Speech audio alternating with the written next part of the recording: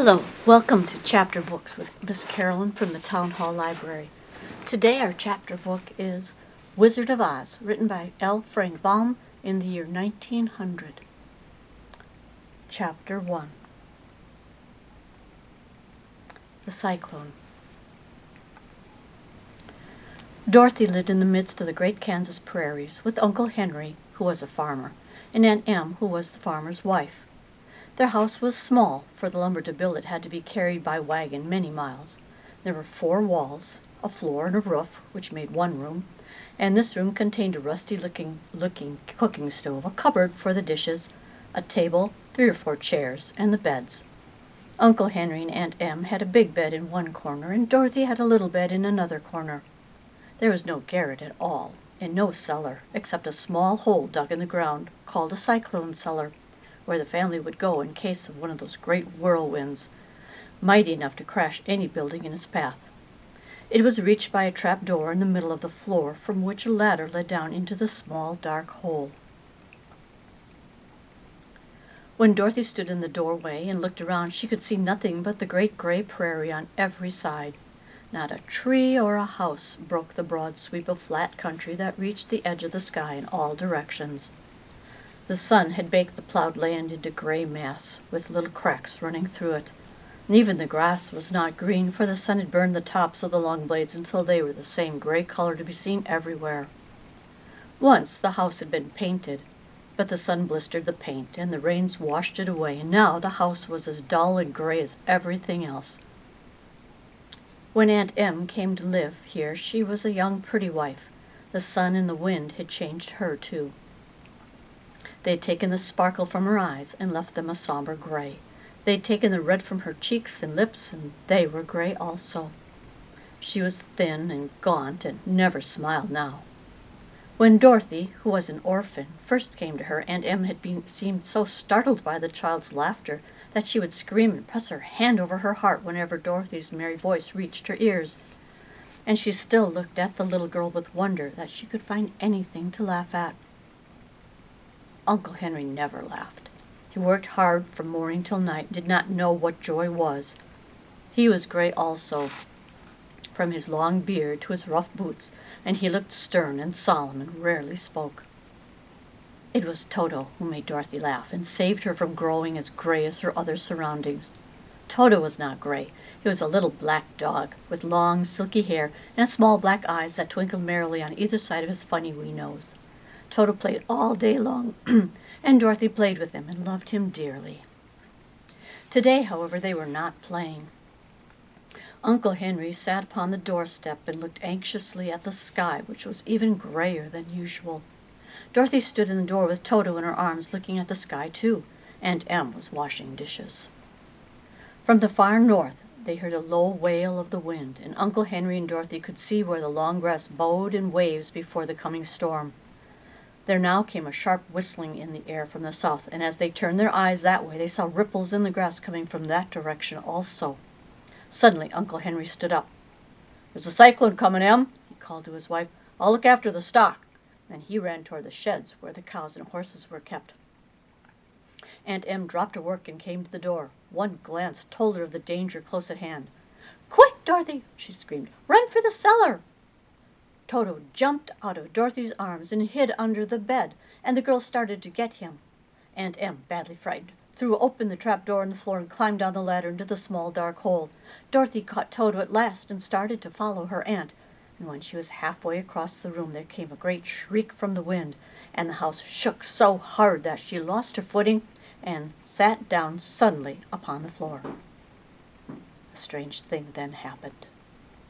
The house whirled around 2 or 3 times and rose slowly through the air. Dorothy felt as if she were going up in a balloon. The north and south winds met where the house stood and made it the exact center of the cyclone. In the middle of a cyclone, the air is generally still, but the great pressure of the wind on every side of the house raised it up higher and higher until it was at the very top of the cyclone, and there it remained. It was carried miles and miles away as easily as you could carry a feather.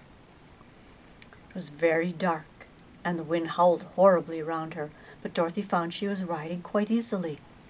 After the first few whirls around and One other time, when the house tipped badly, she felt as if she were being rocked gently, like a baby in a cradle.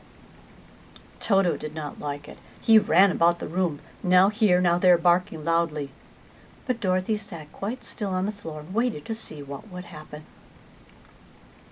Once Toto got too near to the open trapdoor and fell in, and at first the little girl thought she had lost him. But soon she saw one of his ears sticking up through the hole, for the strong pressure of the air was keeping him up so that he could not fall. She crept to the hole, caught Toto by the ear, and dragged him into the room again, afterwards closing the trapdoor so that no more accidents could happen. Hour after hour passed, and slowly Dorothy got over her fright until she felt quite lonely, and the wind shrieked so loudly all about her that she nearly became deaf. At first she'd wondered if she'd be dashed to pieces when the house fell again, but as the hours passed and nothing terrible happened, she stopped worrying and resolved to wait calmly and see what the future would bring. At last she crawled over the swaying floor to her bed, lay down upon it, and Toto followed and lay down beside her. In spite of the swaying of the house and the wailing of the wind, Dorothy soon closed her eyes and fell fast asleep. Chapter 2. The Council with the Munchkins. She was awakened with a shock so sudden and severe that if Dorothy had not been lying on the soft bed, she might have been hurt. As it was, the jar made her catch her breath and wonder what had happened, and Toto put his cold little nose into her face and whined dismally. Dorothy sat up and noticed that the house was not moving, nor was it dark, for the bright sunshine came in at the window, flooding the little room. She sprang from her bed, and with Toto at her heels, ran and opened the door. The little girl gave a cry of amazement and looked about her, her eyes growing bigger and bigger at the wonderful sights she saw. The cyclone had set the house down, very gently, for a cyclone, in the midst of a country of marvelous beauty. There were lovely patches of green sward all about, with stately trees bearing rich and luscious fruits. Banks of gorgeous flowers were on every hand, and birds with rare and brilliant plumage sang and fluttered in the trees and bushes. A little way off was a small brook, rushing and sparkling along between green banks and murmuring in a voice very grateful to a little girl who had lived so long on the dry, gray prairies. While she stood looking eagerly at the strange and beautiful sights, she noticed coming toward her a group of the queerest people she had ever seen. They were not as big as the grown folks she'd always been used to, but neither were they very small. In fact, they seemed about as tall as Dorothy, who was well grown for a child of her age, and although they were, so far as looks goes, many years older. 3 were men and 1 a woman. All were oddly dressed. They wore round hats that rose to a small point above their heads, with little bells around the brims that tinkled sweetly as they moved. The hats of the men were blue. The little woman's hat was white, and she wore a white gown that hung in plaits from her shoulders, and over it were sprinkled little stars that glistened in the sun like diamonds. The men were dressed in blue, the same shades as their hat, and wore well-polished boots with a deep roll of blue at the top. The men, Dorothy thought, were about as old as Uncle Henry, for 2 of them had beards. But the little woman was doubtless much older. Her face was covered with wrinkles, her hair was nearly white, and she walked rather stiffly. When these people drew near to the house where Dorothy was standing in the doorway, they paused and whispered among themselves as if afraid to come farther. But the little old woman walked up to Dorothy, made a low bow, and said in a sweet voice, "You are welcome, Miss Noble Sorceress, to the land of the Munchkins. We are so grateful to you for having killed the Wicked Witch of the East and for setting our people free from bondage." Dorothy listened to this speech with wonder. What could the little woman possibly mean by calling her a sorceress and saying she had killed the Wicked Witch of the East? Dorothy was an innocent, harmless little girl who had been carried by a cyclone many miles from home, and she'd never killed anything in her life. But the little woman evidently expected her to answer, so Dorothy said with hesitation, "You are very kind, but there must be some mistake. I have not killed anything." "Oh, your house did anyway," replied the little old woman with a laugh, "and that is the same thing. See, she continued, pointing to the corner of the house. "There are her 2 shoes still sticking out from under a block of wood." And Dorothy looked and gave a little cry of fright, and there indeed, just under the corner of the great beam on which the house rested, 2 feet were sticking out, shod in silver shoes with pointed toes. Oh dear," cried Dorothy, clasping her hands together in dismay. "The house must have fallen on her. Whatever shall we do?" "There is nothing to be done," said the little woman calmly. "But who was she?" asked Dorothy. "Ah, she was the Wicked Witch of the East, as I said," answered the little woman. "She has held all the Munchkins in bondage for many years, making them slaves for her day and night. Now they are all set free, and we are grateful to you for the favor." "Who are the Munchkins?" inquired Dorothy. "Well, they are the people who live in this land of the East where the Wicked Witch ruled." "Are you a Munchkin?" asked Dorothy. "No, but I am their friend, although I live in the land of the North. When they saw the Witch of the East was dead, the Munchkins sent a swift messenger to me, and I came at once. I am the Witch of the North." "Oh, gracious!" cried Dorothy. "Are you a real witch?" "Oh, yes, indeed," answered the little woman. "But I am a good witch, and the people love me. I am not as powerful as the Wicked Witch who ruled here, or I should have set the people free myself." "But I thought all witches were wicked," said the girl, with a half frightened at facing a real witch. "Oh, no, that is a great mistake. There are only 4 witches in all the land of Oz, and 2 of them, those who live at the North and the South, are good witches. I know this is true, for I am one of them myself, and cannot be mistaken. Those who dwelt in the East and the West were indeed wicked witches, but now that you have killed one of them, there is but one wicked witch in all the land of Oz, the one who lives in the West." "But," said Dorothy, after a moment's thought, "Aunt Em told me that all the witches were all dead years and years ago." "Who is Aunt Em?" inquired the little woman. "Well, she is my aunt who lives in Kansas, where I come from." The Witch of the North seemed to think for a time, and with her head bowed and her eyes upon the ground, and then she looked up and said, "I do not know where Kansas is, for I have never heard of a country mentioned before. But tell me, is it a civilized country?" "Oh, yes," replied Dorothy. "Ah, then that accounts for it. In the civilized countries we believe there are no witches left, nor wizards or sorceresses or magicians. But you see, the land of Oz has never been civilized, for we are all cut off from the rest of the world. Therefore we still have witches and wizards amongst us." "Who are the wizards?" asked Dorothy. "Oz himself is the great wizard," answered the witch, sinking her voice to a whisper. "He is more powerful than all the rest of us together. He lives in the City of Emeralds." Dorothy was going to ask another question, but just then the Munchkins, who had been standing silently by, gave a loud shout and pointed to the corner of the house where the Wicked Witch had been lying. "What is it?" asked the little old woman, and looked, and she began to laugh. The feet of the dead witch had disappeared entirely, and nothing was left but the silver shoes. "She was so old," explained the Witch of the North, "that she dried up quickly in the sun, and that is the end of her. But the silver shoes are yours, and you shall have them to wear." And she reached down, picked up the shoes, and after shaking the dust out of them, handed them to Dorothy.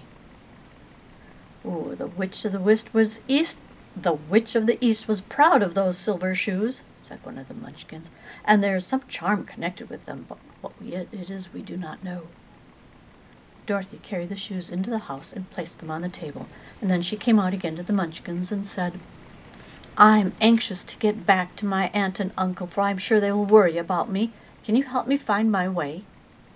The Munchkins and the witch looked at one another and then at Dorothy, and then shook their heads. "At the east, not far from here," said one, "there is a great desert, and none could live to cross it." "It's the same at the south," said another, "for I've been there and seen it. The south is the country of the Quadlings." "I'm told," said the third man, "that the same at the west. And the country where the Winkies live is ruled by the Wicked Witch of the West, who would make you her slave if you passed that way." "Ah, the north is my home," said the old lady, "and at its edge is the same great desert that surrounds the land of Oz. I'm afraid, my dear, that you will have to live with us." Dorothy began to sob at this, for she felt lonely among all these strange people, and her tears seemed to grieve the kind-hearted Munchkins, for they immediately took out their handkerchiefs and began to weep also.